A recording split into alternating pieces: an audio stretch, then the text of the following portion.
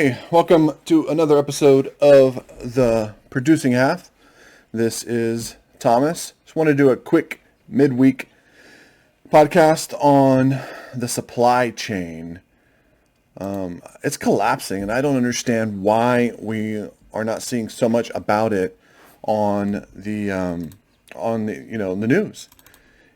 It is crazy. I don't know if you've tried to buy any electronics. It took me forever to get a video card for my computer, and some of that is to do, well, most of it's probably to do with the cryptocurrency miners, but a lot of it is to do with the you can't get the chips, the chip makers. They're not making as many chips, or something's wrong with the chips, or I don't know. But everything, the whole supply chain is collapsing. It is so hard to get. I mean, appliances. Some of the major appliance makers are notifying the different builders out there that buy bulk appliances that they can't supply their needs anymore. I saw one letter to a supplier that said that 70% was all they were going to be able to supply fridges from now on. 70% of the builder's needs. And so think about it, that's a 30% shortage across the country. It's huge. And I'm looking at this from another builder, and this builder is saying that they can't project pricing anymore. Inflation, they call this an inflation protection plan. And I've seen it before over the years. Different builders use it, and it's only in very volatile markets, only when it's super, super volatile. But I've never seen it like this, where, I mean, some of the verbiage is a backlog of ships in ports waiting to be offloaded. I don't know if you've seen that in California. Recent extreme cold in Texas, damaging facilities that supply the majority of the world's resins. Overall demand outpacing supply has stretched the already strained global supply chain to a breaking point. Insulation, adhesives, toilets, plumbing supplies, MDF substrates, exterior doors, and appliances are just a few of the home construction components experiencing supply issues. On top of that, the increasing of the prices is huge. I've seen the biggest price increase in the home building industry that I've ever seen in my entire 20 years of doing this. And I've seen it more than once. Normally you'll see one huge, maybe in a boom cycle like we are now in the housing industry. You'll see one huge price increase and then some smaller ones. But I've seen, literally in 2 weeks straight, I saw the biggest price increases I had ever seen. And it was back to back in 2 weeks' time. And then every week I'm seeing some other memo to some, supplier or some builder about, the pricing. And this that I'm reading here from a manufacturer is that the backlog is more than 10 weeks, which it's important. It's huge, but they can't even guarantee the pricing in the 10 weeks, but they'll give you a 10% float in that 10-week period. But over the 10-week period, they can't even give you that 10% float. So they can't, in a home builder, it's not an instantaneous thing. There's a lot to that. And so if it's more than a 10-week backlog, if whatever you're purchasing is going to be more than a 10-week backlog, the person selling it to you doesn't know what they can buy it for. They don't know what they can buy it for. And in that 10-week period, they still don't know what they can buy it for. They just know it's not going to go over 10% of what they were originally quoted. But after that, it's only when it gets into the 10-week period can they begin to start at least having some semblance of an idea of what the pricing is going to be. The supply chain is collapsing. And I always thought, as you watch the Mad Max Beyond the Thunderdome or all the other various apocalypse shows out there, that the collapse, other than a nuclear war or something, but the collapse of any society would be a very slow, gradual thing, just a death by 1,000 cuts kind of thing. So I always thought I had time. If I ever saw it go in that direction, then I can start preparing, because I watch those prepper shows and I'm like, that's a lot of effort and a lot of money. And I ain't got time to think about things. I got to work. But after the COVID hit, And I was a little bit of a prepper, not a big prepper, but just, 30 days. I like to have 30 days worth of stuff just because I hate going to the grocery store. I always like to be prepared. And I like bottled water, so I have lots of bottled waters always. I don't like the way the tap water tastes, so I destroy the environment with plastic bottled waters. So I've always, and I keep my pantry well stocked, just because again I hate going to the store, and when I want to make something, I just want to be able to go in my pantry, and I have a huge pantry, so it's well stocked. I could probably go if I had to and just ate stuff that I didn't want to eat, but just ate for nutrition. I could probably go 2 or 3 months without leaving the house, as long as I had electricity, because I got 2 fridges and a deep freeze and a huge pantry and tons of bottled water. I try to keep 10 cases. Plus, I grew up in hurricane area, and so you always wanted to have water on hand during hurricanes. And so I always got in the habit of keeping cases of water, and I just rotate them out. I try to keep 10 cases of water in my house at all times.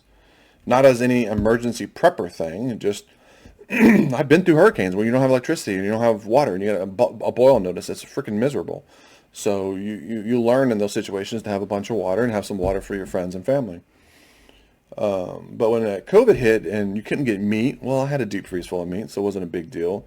But you couldn't get a lot of things. Toilet paper, I had a bunch of toilet paper, so I didn't care. I didn't like that first month of COVID when things were shut down. You couldn't get anything. Nobody could get anything. I didn't even notice. I didn't go to the store. I didn't need to go to the store. I had plenty of everything, so no biggie. And I always figured my 30-day float that I have of everything would be fine. But I'm constantly seeing these supply chain things, and then COVID, I saw how fast it all just went away. Like, it was so fast. And I've heard all those stories that any city has 3 days, 3 days of food and water before people are killing themselves, fighting over everything. And it's hard to imagine. You get this kind of normalcy bias where it's so far out of what you think everything is that you just can't picture it in your mind. You just can't. And then after COVID, and I was like, wow, man, that was, well, okay, I can't get toilet paper, no biggie. But then snowpocalypse hit down here in Texas, and again, I didn't notice or care because I have plenty of everything, so it wasn't no big deal to me. And for whatever reason, I didn't lose electricity. Everybody else I know did, but I never lost electricity, so I got lucky there. Because that would have been miserable, 3 or 4 days. I still went to work, by the way. But 3 or 4 days with no electricity would have been misery, especially with the kids. They have nothing to do then. But I saw how fast everything, like people had nothing. Like the next day, you were seeing posts on like Nextdoor app, like, does anybody have any food? My kids are hungry. I'm like, what? It's been 48 hours, people. Are you kidding me? I mean, there were people cooking food and passing it out, like, and some of them were just sandwiches. Like, so it's not an excuse that you don't have electricity because you don't take electricity to make a sandwich. But yeah, I mean, there were so many people desperate for food after a day or two of snowpocalypse. And I never even turned my heater on during that, by the way. It never really got down to like 54 in my house. I just told the kids, stop whining and put a jacket on. I mean, we're saving the environment. I just was thinking about saving money on the electric bill, which is ridiculous. And I like it cold, so it's no big deal. I like it cold. Let me rephrase that. I like it cold as an American who works in an office likes it cold. In other words, I don't have to work in it. I'm cold from my house to my car and from my car to my office. Love it cold because I can get warm. I like it cold when I can get warm. I've had a real job, worked in the oil field. I know what it's like to work outside when it's freaking cold and your hands just are torturous. So I'm familiar with that process. So yes, I qualify that I like it cold because I can easily get warm in my life. But yeah, I was just so surprised on how fast it went bad for so many people. And because I was fine, maybe I have a false sense of how long it would take for it to get bad.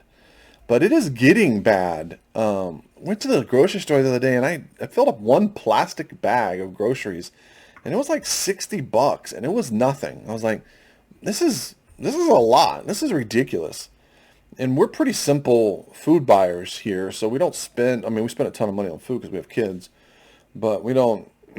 We probably don't spend as much as I don't know. We spend a lot of money on. It's hard to tell what we spend money on because it seems like our Walmart grocery bill is pretty high when I look at it every month. I use the Walmart card for Walmart because they give you lots of stuff back, and that's generally a pretty steep bill. So I don't know. I might be wrong about that on how much we spend at Walmart, but I just couldn't imagine how fast and how much everything costs now and how fast. And then I keep seeing constant supply chains. I mean, I talked to all the contractors and they're like, I can't get that. Yeah, no, it's going to be a couple weeks till I get those parts in. And I can't even get those parts. I don't know what to tell you. It's like, I mean, this is like the supply chain is collapsing, and I don't know. I don't understand why. I mean, the Suez the canal thing with the ship stuck in it. That isn't. This was going on before then. And why are all these ships off the coast of California not able to get their stuff offloaded? And why are the chip makers not producing enough chips for the electronics? I saw an article about Toyota having to slow down production, and some other car manufacturer have to shut down production because they can't get the chips for the cars. And I don't know what's going on with the supply chain, but I can tell you there's a problem, and it is stressed to the max. And it made me start thinking that my naivete of how fast it would take for everything to come down, come crashing to a halt, is probably I am probably wrong about that. It can probably happen a lot faster than I think it can, and that's worrisome because I'm not prepared for that. My 30 days worth of supplies here, that's not going to do anything good. And I live in a huge city, so that's bad all around, and I have nowhere to go. I read a doomsday thing once that said that within the first year there'd be, most of the people who survived would then die of vitamin C deficiency. What is that? Rickets? No, is it scurvy? Scurvy, or maybe it's rickets. They would die of vitamin C deficiency because they don't have. They're not getting in vitamin C. I don't know. I've got plenty of vitamin C. I got plenty of vitamins at my house. You don't need that much to get scurvy. But I'm just telling you, the supply chain's a problem. I don't understand why it's not on I don't really watch mainstream news, but I read Google News and I very rarely see anything about it. But the supply chain is stressed and it's a problem. And I don't understand why it's so bad. And it's bad about a lot of things. And I think here in America, we probably notice it the least amount of everybody in the world. But I'm telling you, the manufacturers can't even get the parts, the items, the basic items they need. And not only that, the pricing is inflating. The price is inflating so quickly that the retailers for the manufacturers can't. They don't know how to price things because of how fast and how rapid it is changing. And this is I don't know how long what I'm seeing, because I'm seeing it in the very backside of the economy, how long it takes it to filter to the retail side. But I can tell you that what I'm seeing is I've never seen it. I don't even know what to compare. I can't say it's the worst I've ever seen because I've never even seen what's happen. I'm not, I'm 47 years old, so maybe I'm not old enough to have seen what's going on here.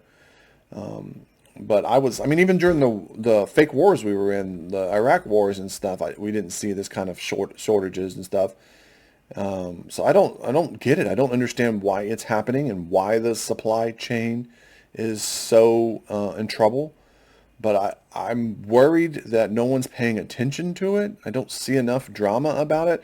We're all drama about the cop going to jail. But there's no drama about the supply chain collapsing. The inflation is just skyrocketing. This is a bad scenario. It's a double assault. Prices are going up and you can't even get the goods to begin with, which would in turn cause the prices to go up. When there's a shortage, you can charge. Look what video cards that I just suffered through are going for. I bought a 27 Supra. I guess it's basically a Founders. It doesn't say, founder, but it's basically a founder's edition. And I paid brand new, I think I paid $700 for it. It's a $350, $400 card, and I paid 700. I can get a 3080 probably for that price, and I bought outdated technology and was glad to get it, lucky to get it. There's people who I had to spend, I spent a solid month or two, probably a solid 2 months. Well, I spent a solid month before I was able to get this card pre-ordered. I didn't want this card. I wanted a better card. But I'm talking about a solid month of going to every single website, signing up for every single video card that they had, and on all the websites, every places I've never even heard of. I wouldn't go to eBay or Amazon because they were just price scalpers. It was just horrific pricing, and I refused to let them profit. I was only going to buy it from a retailer, and still the prices were inflated significantly. But it was horrible, and then and it's still horrible. So I pre-ordered that, and then I spent the next month while that was, because it was pre-ordered, it wasn't ready yet, still trying to get a better, a 3090 or one of the better tiered ones, and nope, couldn't get them no matter what on a retail side. Now there were still some available because the bots, people with these bots will buy them all out as soon as they come available before you can even get to them. And what are the video card? The video card makers, they don't care. What do they care who buys their stuff? They're still getting their money, and they don't even have to try. They don't have to advertise. They don't have to do anything. They just have to produce them, and people beating their doors down to get them. But the supply chain is bad. I don't know what all this means. I'm not saying I understand it all. I don't even remotely understand why this has happened. But it's a problem that there's not enough focus on. It should be on the nightly news. President should be meeting with manufacturers. There should be, the Fed should be talking with what are we going to do about all this inflation. I don't know how they manipulate the numbers, but what was that saying? I don't even remember how it goes, but basically something, and liars, stats don't lie and liars use stats or something like that. Because you can just manipulate everything. You can manipulate the numbers so easily. It just depends on what you're pumping into the formulas or how you're phrasing the formulas. It's so easy to manipulate the numbers. I don't know how it's not showing up in all the economic data that comes out, all the reports and stuff that the Fed and everybody puts up, how this inflation. But I'm seeing inflation in the housing market of the highest level I've ever seen in 20 years. On the manufacturing side of it all, on just the supplies, the back-end supplies for it all. And that's going to translate into the retail somehow. And it's going to trickle down to everything. If it's happening in my industry, it's happening in every industry. And it's going to trickle down, and it's going to be a problem for everybody. So just beware. I don't know what to do about it. I try to think of ways to profit off of it, truthfully. I was like, well, what can I buy? But that's beyond my ability. Plus, I don't have the resources. But keep aware. I mean, you might want to, increase your supply of things that people might run out, parts and stuff or things around the house that might become difficult to buy. I ain't worried about toilet paper. Actually, I have a bidet, so it's not a problem. But you can just if you don't need paper towels, you can just use a wash rag to mop up the mess and then wash the wash rag. But just things, consumer goods that might become harder to get. If you've got some old appliance or something out there that might be going bad, you might want to just go ahead and replace it before it goes bad. Something with your car you want to get fixed, you might even want to get it fixed before it's too late. And I don't mean too late like it's the apocalypse. I just mean too late where then you're in line waiting 6 months to get it done, because that's just the new norm. The new norm is you got to go on a waiting list. Anyways, that's all I wanted to do. I just keep seeing all these the scenarios of the supply chain I see it personally, and I don't see an article here or there buried, but not enough. I don't think people are paranoid enough about it. I don't think there's not enough minds working on fixing this problem, or at least explaining it so we all understand why it's this way and what's going to change to make it stop being this way. Anyways, just a quick midweek show just on some thoughts I had. Thank you very much. I'll talk to you later.